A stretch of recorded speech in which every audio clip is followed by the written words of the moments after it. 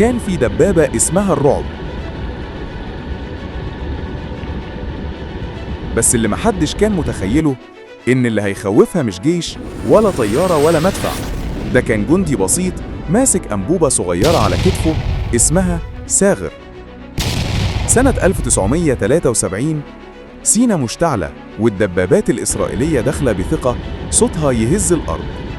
الجندي المصري في خندقه، عينه على الأفق، إيده ماسكة السلاح اللي لسه محدش مصدق إنه يقدر يوقف دبابة، بس هو عارف اللحظة دي مش مجرد طلقة، دي كرامة وطن.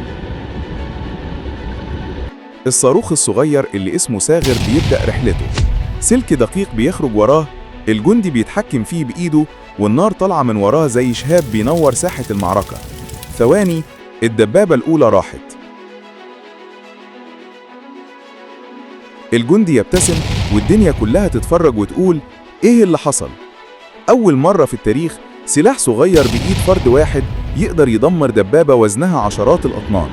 الجيوش اتصدمت، الخبراء بدأوا يسألوا إزاي جندي من الرمال قدر يكسر عملاق حديدي؟ السر مش في السلاح، السر في اللي بيشيله، في الثبات، في الإيمان، في اللحظة اللي بتقرر فيها تقف وتقول مش هعديهم.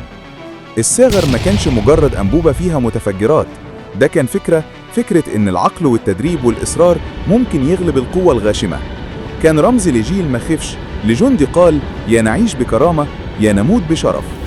من اللحظة دي العالم كله بدأ يقلد التجربة، اتعملت نسخ مطورة، اتغير شكل الحروب كلها، بس يفضل الأصل مصري في خندق.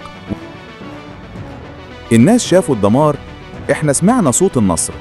من يوم ما انطلق أول ساغر مفيش دبابة في الدنيا نامت مرتاحة تاني.